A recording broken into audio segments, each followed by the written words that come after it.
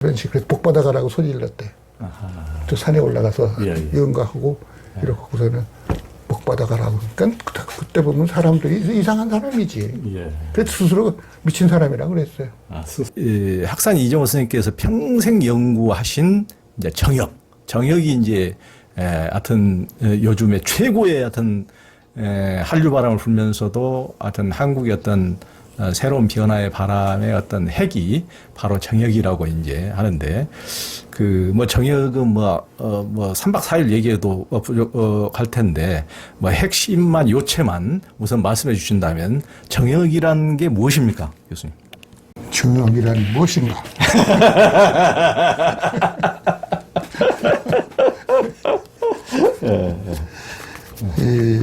정역은 아시다시피 일부 김항 선생의 저술로 아까 말씀대로 단권으로 남아있는 책이죠. 이제 일부 선생이 탄신이 1826년 이고 그 세상을 떠나신 것이 1898년 아니에요. 그래서 예를 들면은 뭐 72세를 하신 분인데, 그 정역이라는 책이 완성된 것은 1885년으로 돼 있죠. 그러니까는 돌아가시기 한 13년 전쯤 완성된 거죠. 근데 이제 그 일부 선생이 36세 됐을 때에 아까 말씀한 연담 이 선생, 이용규 선생에게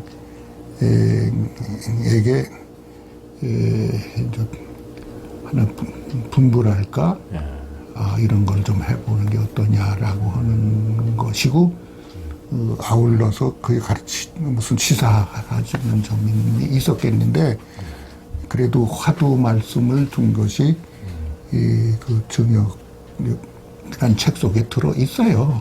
뭐 나이 36살의 연담 이 선생이 이렇게 해 주신 게 있다, 이런 게 이제 보면 나오는데요. 그래서 이제 18년 뒤에 정역이 완성이랄까,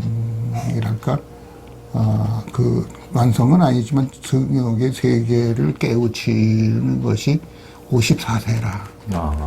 그 꼬투리를 그때 잡아가지고서 이제 그 이후에 5, 6년 지나서야 이제 정역이 완성되고, 이른바 그 책이 15일원이라는가 11일원이라는 게 있는데, 그 상하편이라는 이름만 붙여서 상하편 격으로 나와 있는데요. 그러니까 이것이 그 이름하여 그 정역이라 하는데, 이것은 그동안 그 주역에 말하자면 역학사를 또 주역 가지고 하는 건데, 아마 그 주석서를 넣으면은 아마 우리 집에다 태어나도 모자랄 거예요. 그 분량이. 그런데 이제 그 중에서 중요한 것이 전해 내려오다가 나중에 이제 그 학생 선생이 주역 집주 대요라고 해가지고 그 중에서 중요한 것만 다 추려서 한 것이 그 전서에 11권, 12권, 13권에 있어요.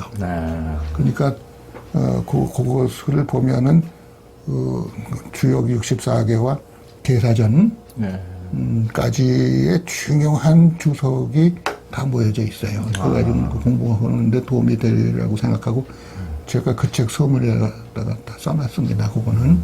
근데 어떻든지 정역이 이렇게 해주는데, 이것은 이전 어떤 학설과 주장에 대한 평가나 주석이 아니에요. 해설이 아니에요. 전혀 다른 거란 말이죠. 전혀 다른 거예요. 이건 전혀 없어요. 그리고 거기에는 뭐 나중에 저 최치원 말도 나오겠지만은 뭐 그런 게 언급이라든가 어떻든지 그 반고시에서부터 뭐 천왕, 지왕, 인왕 이렇게 쭉 이렇게 조금 그런 구도가 이제 공자까지 끝나는데 이제 그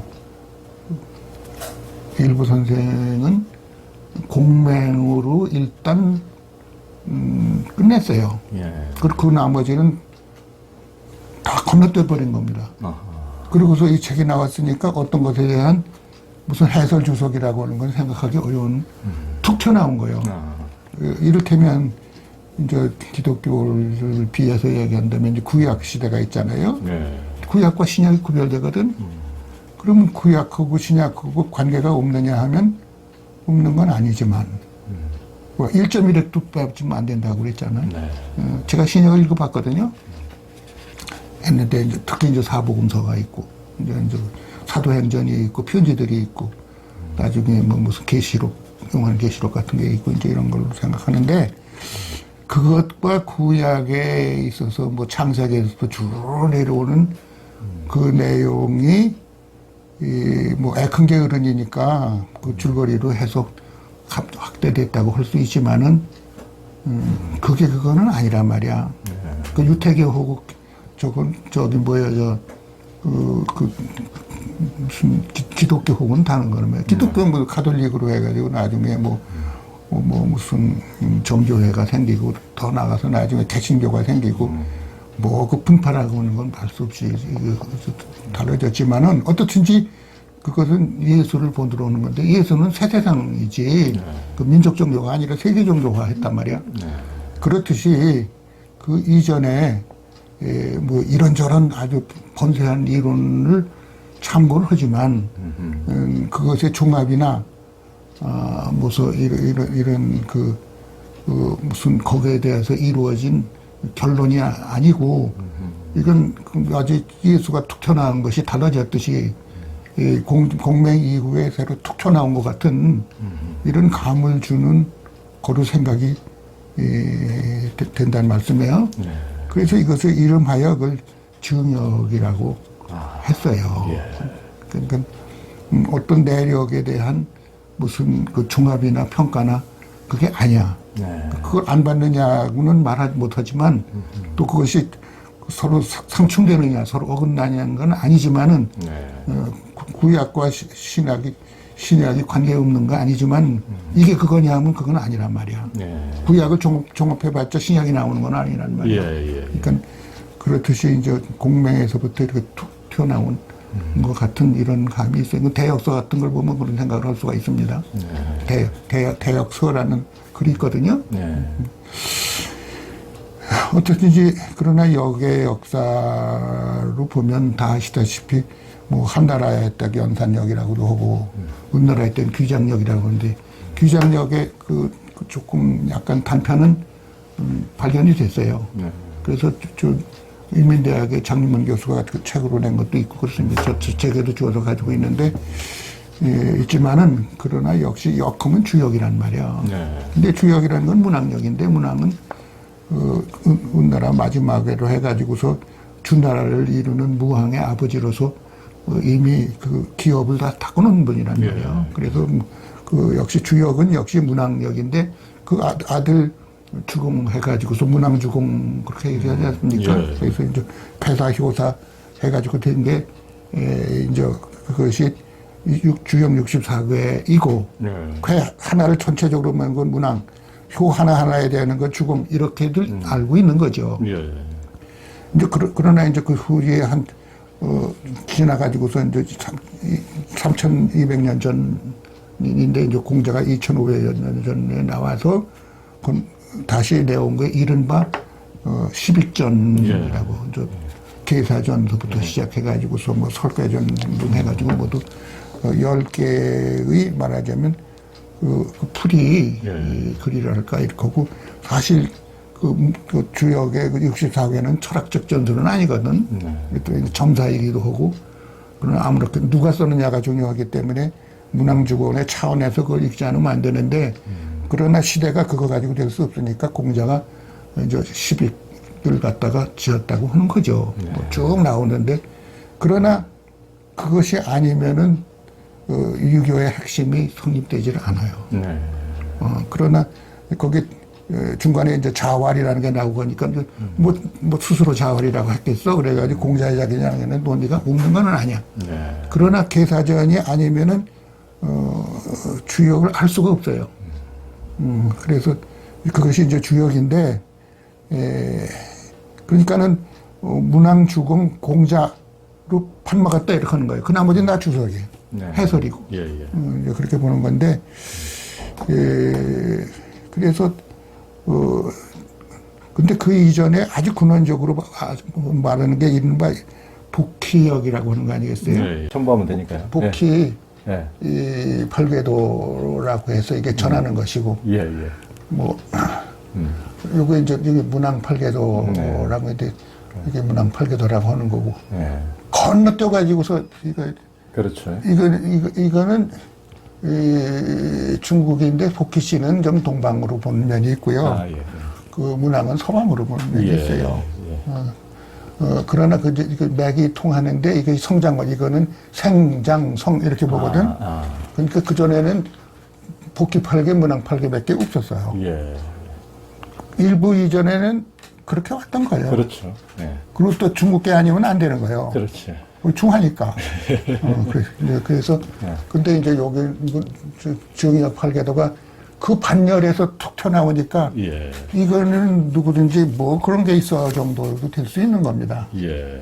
그러니까 그 제유학자들이 예. 그렇게 엉뚱하다면 엉뚱하게 나온 것에 대해서는 뭐 슬쩍 보고 말할 수도 있는 거예요. 예.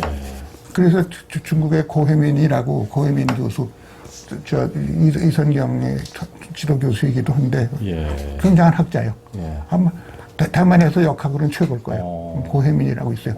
또 곽신환 교수도 그 여고 관계가 있어. 그 책을 많이 번역했어요. 근데 고혜민 교수도 이거 보더니 이건 소관절 아니야? 이런 식으로 했대. 비슷한 점이 있거든. 아, 정혁이 소강절과. 주백권 교수가 그랬다고. 아니, 고혜민 교수. 고혜민 교수. 내가 알아. 그 주백권은 또 주백권대로 내가 아는데, 그건 직접 보고서 그렇게 얘기한 거니까, 어떻든지 간에 그럴 정도로 보고 많은 수가 있어요. 예. 근데 이제 그때도 무슨 일정 말기에도 주영역이라는 책을 보고서 사람들이 이거 그런 거 아니야? 이거 뭐 그림 그려놨네? 이렇게 말 수가 있는데 예. 학산 선생의 눈에는 그게 그렇게 보이지가 않은 거예요. 그래서 생애를 걸 정도로의 뭐가 갑자기 생긴 거예요. 그것도 내면화, 그 당시는 내면화 시대이지만은, 그래가지고 평생을 그걸 종사하신 건데, 그게 이제 이른바 이제 정역 팔궤도, 여기 정역 팔궤도인데, 비슷비슷해도 배치가 다 다르고요. 차원이 달라요. 그러니까 이를테면 복희 팔궤, 문항 팔궤는 봄, 여름이라고 한다면, 이제 이 정역 팔궤도는 가을로 전환, 나무가 이제 생하고 장하다가 다시 방향을 바꿔서 가을, 겨울로 열매 맺고 씨앗을 맺는 그런 단계로 돌아간다고는 그런 사고방식이 있어요.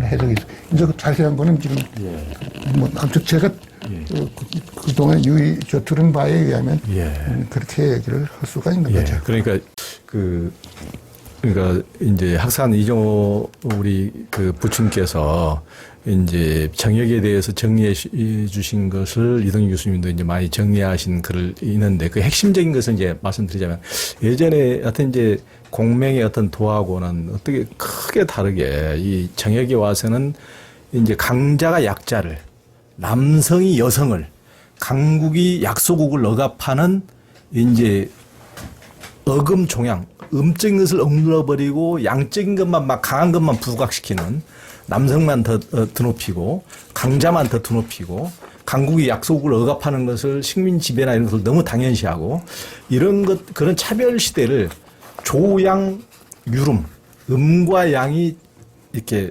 조율되는 화합의 시대로 극적으로 전환되는 정역이 와서 그러니까 나라와 나라가 대결하고 민족과 민족이 투쟁하는 어떤 선천 시대의 그런 게 아니고 천하가 이제 한 가족이 되는 대동세계로 변화되는 것을 제시한 또 상하 질서를 강조하는 봉건 시대가 아닌 평등의 소통 시대로 바꿔지는 이런 정역 8계도에 따르면은 이제 여기서는 우리나라를 상징하는 감방이 중심으로 변화되면서 이제 가을 결실기가 앞으로 도래하니까 이제 우리나라가 이런 세상 변화의 주역을 담당하게 된다는 그래서 이제 그 이후에 어떤 한민족의 굉장히 어두운 시대였음에도 불구하고 엄청난 희망을 불어넣어주고 지금에 와서 예전에 그때는 나라가 망해가던 시대 또는 일제시대 때도 이제 이것을 계속 희망의 사상을 이렇게 불어넣어서 요즘에 와서는 한민족이 이렇게 뜨니까 야, 어떻게 그 어두운 시대에 그걸 예언하고 이걸 제시했지? 예, 놀라움을 금치 못하는 이제 정역에 대해서 좀 더 깊이 있는 얘기를 나눠보도록 하겠습니다. 그 정역을 쓰는 이제 김일부와 동학의 창시자 이제 최재우 선생님께 수훈 최재우가 같은 스승 밑에서 이제 아까 이윤규 이제 그래서 이미 이제 최재우가 그 전에 이제 좌도난정 즉 도를 어지럽힌다는 제목으로 이제 조선 정부에 의해서 죽음을 당해서 이제 그렇기 때문에 김일부가 본 뜻을 다 드러내지 못했을 것이라는 이야기도 있는데 이 교수님도 그렇게 보십니까? 뿌리는 하나지만은 흐름은 다를 수가 있거든요. 네. 그러니까 그냥 이렇게 뭐 이렇게 압록강, 두만강 루트 되고 송가강으로 이렇게 같은 흐름에서 근데 그 성격이 뭐 무슨 동학하고 그 동학은 운동 그러거든요. 예. 근데 정역 운동이라는 말은 없어요. 예. 그러니까 최소는 나름대로 그 당시에 그 현실에 접해서 예. 그것을 그 동학 방식으로 나온 거고요. 또 동학에서는 주문이 있잖아요. 그런데 일부 중역에서는 주문이 없어요. 주문이 없어요. 또 빌질 않아요. 또 구복성이 없어요. 복을 빌지 않구만. 그리고 그 시대적인 일에 접해서 무슨 투쟁하고 이렇게 하는 차원이 아니에요. 그러니까 어떤 의미에서는 그런 투쟁과 평화의 피안이에요. 어떤 의미에서 그거 넘어서 또 누군가가 동서의 피안이라는 책이 있지. 예. 오 무슨 옥이냐. 응? 근데 오중신. 오중신. 그래. 오중신이라고 하지, 오중신. 이게 녹이슬어서 잘 안 나와. 그래서 그것은 내접화된 거고 예. 그 차원에서 같이 상대하는 그런 입장은 아니에요. 네. 그러니까 이는 말하자면 나의 개인적인 의지로서 무엇을 하겠다가 아니라 예. 보여주는 것을 그대로 드러내는 그런 면이 이분의 몫이었던 것 같고요. 예. 어떤 그 무슨 학자나 무슨 운동가의 예. 차원은 아닌 거. 자기가 연담 선생에게 탐색하라고 하는 내용을 밝혀서 드러내고 복받은 사람은 받아가라. 이런 식으로 복받아가라고 소리를 냈대. 저 산에 올라가서 연가하고 이러고서는 복받아가라고. 그러니까 그때 보면 사람들이 이상한 사람이지. 예. 그래서 스스로 미친 사람이라고 그랬어요. 스스로. 광인. 응? 60평생 과일, 이거는 60평생에 미친 일부는 자소, 인소, 항자소라, 나도 없고 남도 없고 항상 웃음이 많다. 소중 유소하니 호하소, 웃음 속에 웃음이 있으니 이게 무슨 웃음인가? 능속이 소하니 그 웃음을 등에 웃으니 웃음이 노래가 되는구나. 능속이 소하니 소이가 이랬거든요. 그러니까 결이 달라. 차원과 결이 좀 달라요. 그러니까 여러 가지 무슨 남학이니 동학이니 이런 그 무슨 전도교 그러거든. 예. 무슨 교, 원불교, 교호거든. 교가 아니야. 교가 아닌 교예요. 아하. 가르침이지. 예. 예, 그러니까 누가 이제 내가 세상 떠난다면 탑을 세우지 말라고 그랬대. 전광스님이. 전광스님이라고 너 정강선. 예. 정광스님 저 누구 주사에. 예. 용화선은 인천. 예. 근데 이제 그게 증무스님 등등의 스승이야. 저 요선 용주사에. 근데 제자들이 탑을 세웠어. 한번 세워라 그러면 안 세웠을 거야. 그러니까 종교해라 그러면 안 했을 거야. 근데 그러니까 그런 건 아니니까 이게 어떻게 또 남다른 이게 그 종교의 교조가 하지 말라는 걸 그 교도들이 하는 수가 있어요. 네. 그러니까 그런 면이 조금 여기서 결이 좀 다르고요. 그 모체는 어떤 의미에서는 그 연담 선생일 수가 있어요. 연담 선생은 아니지. 연담 선생이 운명이 그렇게 됐으니까 거기 가서 그런 거 한 거거든. 예. 그런 운명을 부여한 것은 조물주예요. 그 조물주의 진리를 드러낼 뿐이지. 평생 고생만 했지. 학상 선생도 평생 고생만 했어. 뭐 총장 뭐 하고 싶은 것도 아니잖아. 예. 그러니까 고생만 한 거지.